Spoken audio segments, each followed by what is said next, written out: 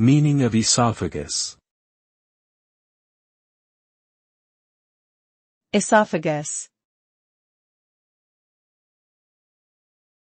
Esophagus. Esophagus. Esophagus. The esophagus is a muscular tube connecting the throat to the stomach.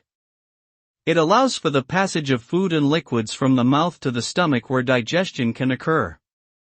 The walls of the esophagus are made up of layers of muscle that contract and relax to move the food downward in a process called peristalsis.